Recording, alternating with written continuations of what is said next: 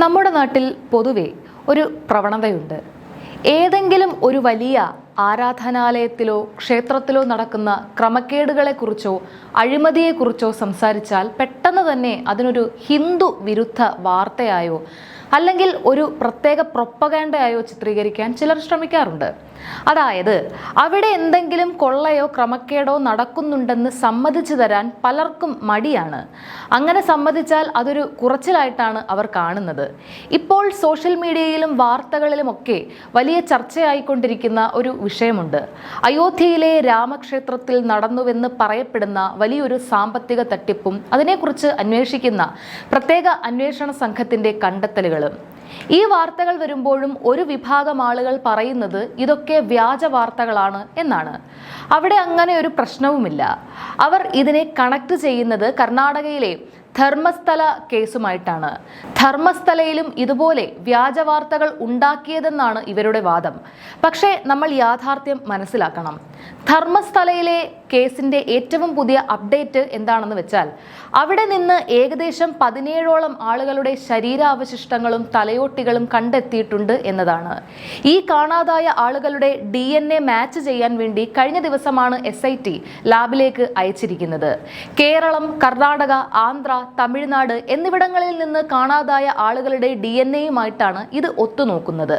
അപ്പോൾ അവിടെ ഒന്നും നടന്നിട്ടില്ല എന്ന് പറഞ്ഞ് വാർത്തകൾ പൂഴ്ത്തിവെക്കാൻ നോക്കിയവരുടെ വാദങ്ങളാണ് ഇവിടെ പൊളിയുന്നത്. ഇനി നമുക്ക് നമ്മുടെ പ്രധാന വിഷയത്തിലേക്ക് വരാം. അയോധ്യ രാമക്ഷേത്രത്തിലെ അവസ്ഥ എന്താണ്?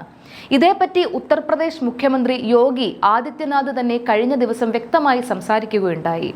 പാലും വെള്ളവും വേർതിരിച്ചറിയുന്ന രീതിയിലുള്ള കൃത്യമായ അന്വേഷണം അവിടെ നടത്തുമെന്നാണ് അദ്ദേഹം പറഞ്ഞത്. അതിനായി ഒരു പ്രത്യേക SIT രൂപീകരിച്ചിട്ടുണ്ട്. പക്ഷേ ഒരു കാര്യം ആലോചിക്കണം. ഇത്രയും വലിയൊരു സംഭവം നടന്നിട്ടും എന്തുകൊണ്ടാണ് ഇതുവരെ ഒരു FIR രജിസ്റ്റർ ചെയ്യാൻ മടിക്കുന്നത് എന്ന ചോദ്യം ഇപ്പോൾ പലരും ഉയർത്തുന്നുണ്ട്. രാഷ്ട്രീയ താല്പര്യങ്ങൾ ഉള്ളതുകൊണ്ടാണോ ഇതെന്ന സംശയം സ്വാഭാവികമായും ജനങ്ങളിൽ ഉണ്ടാകും. നമ്മളൊക്കെ രാജ്യത്തിന്റെ വലിയൊരു അഭിമാന സ്തംഭമായി കൊണ്ടാടിയ, വലിയ രീതിയിൽ കൊട്ടിഘോഷിക്കപ്പെട്ട ഒന്നാണ് അയോധ്യയിലെ രാമക്ഷേത്രം.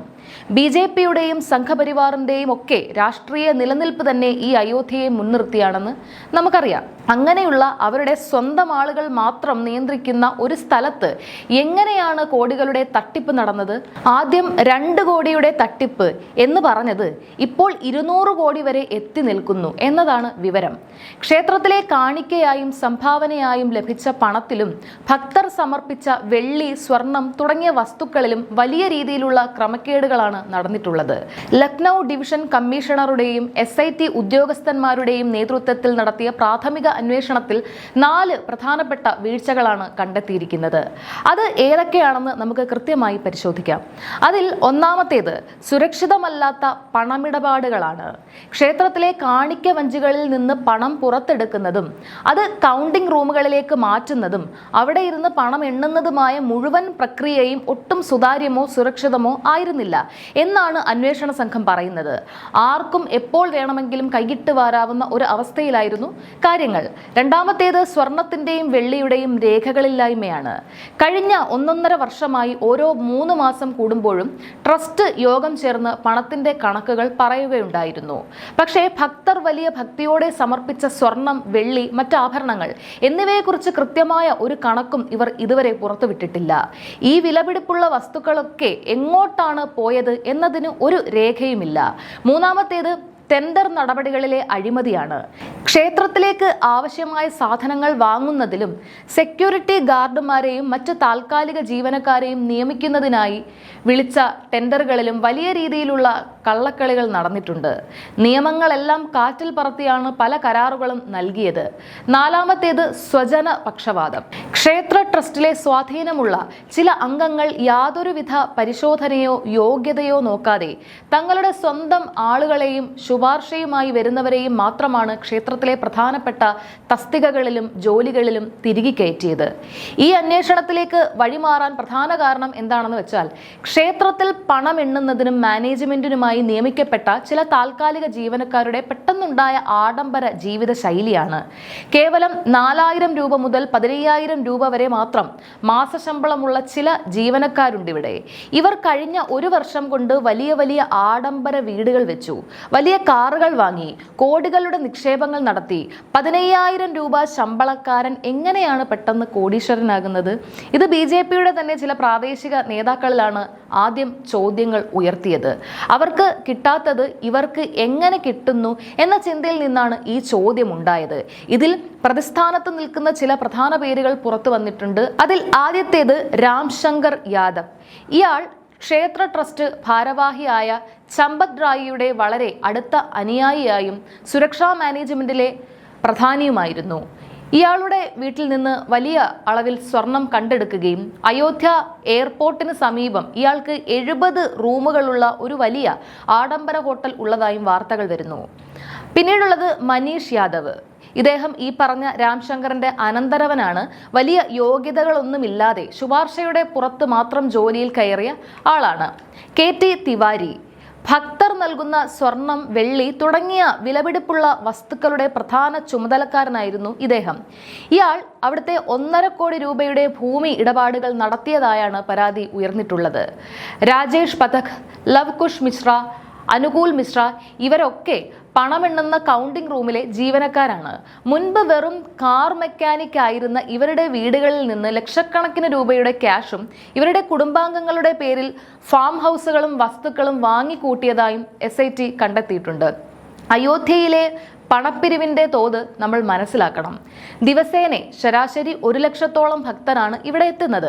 സാധാരണ ദിവസങ്ങളിൽ മാത്രം കാണിക്കയായി 8 ലക്ഷം മുതൽ 10 ലക്ഷം രൂപ വരെ ലഭിക്കാറുണ്ട്. എന്നാൽ വിശേഷ ദിവസങ്ങളിൽ ഇത് 50 ലക്ഷം മുതൽ 60 ലക്ഷം രൂപ വരെയായി ഉയരും. ക്ഷേത്ര സമുച്ചയത്തിൽ ആകെ 35 കാണിക്ക വഞ്ചികളുണ്ട്. നിയമപ്രകാരം ഇവ തുറക്കണമെങ്കിൽ കുറഞ്ഞത് 4 പേരുടെ സാന്നിധ്യം വേണം. അതിനുശേഷം CCTV നിരീക്ഷണത്തിൽ ഇത് ഹൈടെക് കൗണ്ടിംഗ് റൂമിൽ എത്തിച്ച് എണ്ണി സ്റ്റേറ്റ് ബാങ്ക് ഓഫ് ഇന്ത്യയുടെ പ്രത്യേക അക്കൗണ്ടിലാണ് നിക്ഷേപിക്കുന്നത്. ഈ അക്കൗണ്ടിൽ നിന്ന് ചെക്കുകൾ ഉപയോഗിക്കാൻ കഴിയില്ല. ഡിജിറ്റൽ പേയ്മെന്റുകൾ മാത്രമേ സാധ്യമാകൂ. ഇത്രയൊക്കെ സംവിധാനങ്ങൾ ഉണ്ടായിട്ടും താൽക്കാലിക ജീവനക്കാരെ നിയമിച്ചതിലെ സുതാര്യതക്കുറവ് കാരണമാണ് ഈ പണമൊക്കെ വലിയ രീതിയിൽ ചോർന്നുപോയത്. ഇതിനൊരു പരിഹാരമായി ക്ഷേത്ര സമിതി തലവനായ നൃപേന്ദ്ര മിശ്ര പറയുന്നത്, അയോധ്യ ക്ഷേത്രം ഒരു സാധാരണ ക്ഷേത്രം പോലെ ചെറിയ രീതിയിലല്ല കൈകാര്യം ചെയ്യേണ്ടത് എന്നാണ്. 71 ഏക്കറോളം വരുന്ന ഈ വലിയ പ്രദേശത്തെ ഒരു കോർപ്പറേറ്റ് അല്ലെങ്കിൽ ഒരു ജില്ല പോലെ കണ്ട് അതിന്റെ ഭരണപരമായ കാര്യങ്ങൾ നിയന്ത്രിക്കാൻ ഒരു ഫുൾ ടൈം ചീഫ് എക്സിക്യൂട്ടീവ് ഓഫീസറെ നിയമിക്കണം എന്നാണ്. ആന്ധ്രയിലെ തിരുപ്പതി ക്ഷേത്രത്തിന്റെ മാതൃക സ്വീകരിച്ച് 24 മണിക്കൂറും പ്രവർത്തിക്കുന്ന സുതാര്യമായ ഒരു അഡ്മിനിസ്ട്രേറ്റീവ് സിസ്റ്റം കൊണ്ടുവരണമെന്നാണ് ഇവരുടെ പ്രധാന നിർദ്ദേശം. ഈ വിഷയത്തിൽ ഇപ്പോൾ വലിയ രീതിയിലുള്ള രാഷ്ട്രീയ ചർച്ചകളാണ് നടക്കുന്നത്. BJPയുടെ മുൻ MP ആയ ബ്രിജ്ഭൂഷൺ സിംഗിനോട് മാധ്യമങ്ങൾ ഇതേക്കുറിച്ച് ചോദിച്ചപ്പോൾ അദ്ദേഹം പറഞ്ഞത്, ഞാൻ ഇതിനെക്കുറിച്ച് ഒന്നും പറയുന്നില്ല, കാരണം ഇതിന്റെ പിന്നിൽ വലിയ വലിയ ആളുകളാണ് ഉള്ളത്. സംസാരിച്ചാൽ എൻ്റെ തല പോകും, ജീവൻ അപകടത്തിലാകും എന്നാണ്. അപ്പോൾ ഇതിന്റെ പിന്നിൽ എത്രത്തോളം വലിയ തലകളുണ്ടെന്ന് ഊഹിക്കാവുന്നതേയുള്ളൂ. മറുവശത്ത് RSSന്റെ മുതിർന്ന ഭാരവാഹിയായ ചമ്പത് റായിയെ പോലെയുള്ള ആളുകളുടെ പേരുകൾ ഈ വിവാദത്തിലേക്ക് വലിച്ചിഴക്കപ്പെടുന്നത് സംഘടനയ്ക്കുള്ളിൽ തന്നെ വലിയ ആശങ്കയ്ക്കും ആഭ്യന്തര തർക്കങ്ങൾക്കും കാരണമായിട്ടുണ്ട്. പലരും ചോദിക്കുന്നത് ഈ പണമൊക്കെ എങ്ങോട്ടാണ് പോകുന്നത് എന്നാണ്. തിരഞ്ഞെടുപ്പുകളിൽ MLAമാരെയും MP മാരെയും വിലക്കെടുക്കാനും മറ്റു രാഷ്ട്രീയ ആവശ്യങ്ങൾക്കും വലിയ രീതിയിൽ പണം ആവശ്യമായി വരുന്ന സാഹചര്യത്തിൽ ഇത്തരം അഴിമതി പണം എങ്ങോട്ടേക്കാണോ ഒഴുകുന്നത് എന്ന സംശയവും രാഷ്ട്രീയ നിരീക്ഷകർ ഉയർത്തുന്നുണ്ട്. ചുരുക്കം പറഞ്ഞാൽ സ്വന്തം അഴിമതികളെ മൂടിവെക്കാൻ മറ്റുള്ളവരെ രാജ്യദ്രോഹികൾ എന്നും ജിഹാദികൾ എന്നും വിളിക്കുന്ന ഒരു തരംതാണ രാഷ്ട്രീയം നമ്മൾ തിരിച്ചറിയണം. ഇത് കേവലം വായുവിൽ ഉയർന്ന ആരോപണമല്ല. UP സർക്കാരിന്റെ തന്നെ അന്വേഷണ സംഘം കണ്ടെത്തിയ വസ്തുതകളാണ്. ബോധവും വിവരവുമുള്ള സാധാരണ ജനങ്ങൾ ഈ കാര്യങ്ങൾ കൃത്യമായി ചിന്തിക്കട്ടെ. അയോധ്യയിലെ ഈ കേസിനെ കുറിച്ച് നിങ്ങളുടെ അഭിപ്രായങ്ങൾ താഴെ കമന്റ് ബോക്സിൽ രേഖപ്പെടുത്തുക. നന്ദി.